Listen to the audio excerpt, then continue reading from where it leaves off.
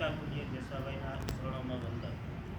આદરણીય અમિતભાઈ, અનિલભાઈ, 86 છોકરી સતત દેખાઈને આપે એવા પાંચેય ગુરુ માતાઓ અને ઓલ ડીઓસી. આજે 12મા ધોરણનો વિદાય સમારંભ.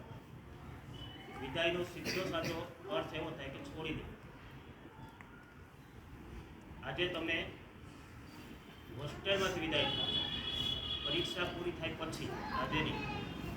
બધાને મારા વતી એકવાર તો 10મા અને 12માને બેસ્ટ ઓફ લક. પરીક્ષામાં ફૂલ માર્ક સાથે પાસ થાવ. બધાને 60% આવે એવું જરૂરી નથી. બધાએ રેન્કર નથી. બધાએ મા બાપની અપેક્ષા પૂરી નહીં કરી શકો. કદાચ એવું પણ બને કે કોઈ પણ નાપાસ પણ થાવ, તો જે જગ્યાએ તમે ઊભા છો ત્યાંથી તમે સફળતાની સીડી પાર કરી શકો. એવું જરૂરી નથી કે કદાચ 90% આવે તો જ તમે આગળ વધશો. તમે નપાસ થશો તો પણ તમે સફળ થઈ શકશો. જિંદગીમાં યાદ રાખજો, અહીંથી ગયા પછી આ જેટલા બધા બેઠા છે એની ઘણા બધાની અપેક્ષા તમારા ઉપર છે. માનો કે 60% આવશે તો અમે એમ કહેશું, બેનર છપાવશું કે અમારા વિદ્યાર્થી 90% લઈએ. એક તો સ્કૂલની અપેક્ષા, શિક્ષકોની અપેક્ષા, હોસ્ટેલમાં ગૃહ માતાની અપેક્ષા, તમારા વાલીઓની અપેક્ષા, છેલ્લે તમારી અપેક્ષા.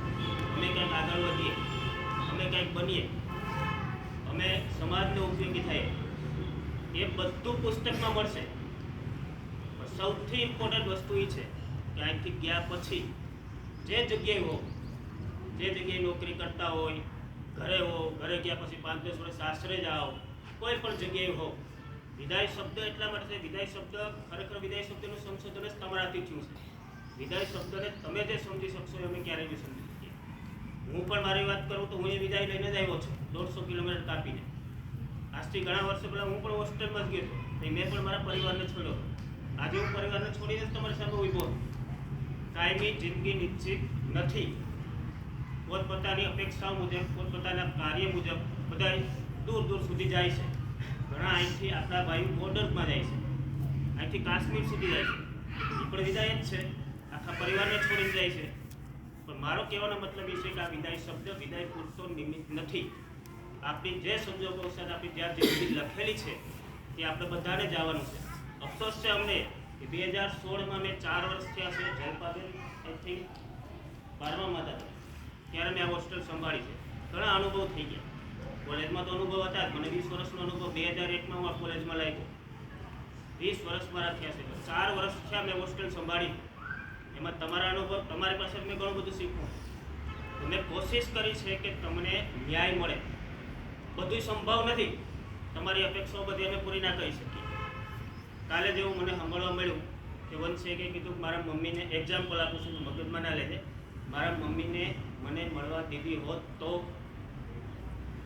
તમને થાય એવું કે તમારા મમ્મી સામે ઊભા હોય, તમે અહીં ઊભા હોય, તો અમને એવું થાય કે તમારા મમ્મી સુધી એમને પહોંચવા દઈએ. પણ રૂલ્સ છે અમારા માટે, તમામ સરખા.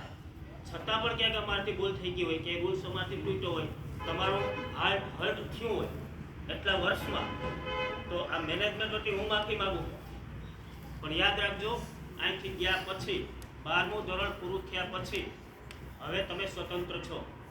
હવે તમે જ્યારે પણ હોસ્ટેલમાં આવશો કે કંઈ કોલેજ કરશો ત્યારે તમે મુક્ત છો. પણ એ મુક્ત બનવાનો કોઈ દિવસ ગેરફાયદો ના ઉઠાવજો.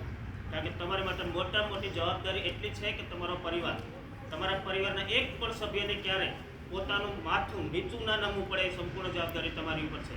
આજે તમે અહીં કોઈ બેઠા છો તો તમને યાદ હશે, તમે બધા હમણાં બધા 11 વાળા ઘરે જઈને આવ્યા છો. તમારા મા બાપની પરિસ્થિતિ શું છે? હમણાં કોઈ વાલી મૂકવા આવ્યા હતા, મને યાદ નથી, એનું નામ નથી આવડતું. 2 મિનિટ મારી સાથે વાત કરી અને એવું કંઈ ગયા છે, મારે ઘરે કૂકણી આવે છે. કૂકણી એટલે ખબર ને કે શું કહેવાય, હલર. કેટલી ચિંતા હશે એને. તમને ક્યારેય એને ના નથી પાડી. તમે એમ કહો કે પપ્પા મારે 500 રૂપિયા જોઈએ, 1000 રૂપિયા જોઈએ, 2000 રૂપિયા જોઈએ, 5000 રૂપિયા જોઈએ, તમને ખરીદી કરવા તમારે જવું હોય, 5000 રૂપિયા તમને આપી દીધા.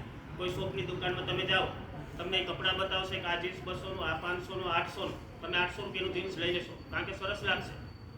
પણ એ 800 રૂપિયા કેમ કમાવા મળ્યા તમારા મા બાપને પૂછજો. ક્યારે 800 રૂપિયા કેમ કમાયા? એ ત્યારે તમને ખબર પડશે કે જ્યારે જવાબદારી તમારા ઉપર આવશે. ત્યારે આ જવાબદારી તમારી છે. જિંદગીમાં એક વસ્તુ યાદ રાખજો કે તમારી કોઈ ભૂલને કારણે તમારા પરિવારને કે તમારા મા બાપની એની આંખમાં એક પણ આંસુ આવશે તો દુનિયાને કોઈ પણ ખૂણે તમે હશો, તમે સુખી નહીં હો. તમારી સૌથી પહેલી જવાબદારી છે કે તમારો પરિવાર ખુશ રહે. અમે તો ખુશ જ છીએ, તમારાથી ખુશ છીએ. અમને ક્યારેય અફસોસ નથી થયો. તમે ગમે એટલી ભૂલ કરી છે તમે માફીને પાત્ર છો, હું માફીને પાત્ર નથી. મારી કંઈ ભૂલ હોય તો હું માફીને પાત્ર નથી, કારણ કે હું જવાબદારી લઈને બેઠો છું. તમે સ્ટુડન્ટ છો, આજે બોલશો તો કાલે કરશો કે તમારા મા બાપમાં તમે ગમે ત્યારે ભૂલ કરશો, તમારા મા બાપ તમને માફ કરશે. દુનિયાની એક એવી વસ્તુ છે કે હજારો ભૂલ કર્યા પછી તમારા પરિવાર તમને માફ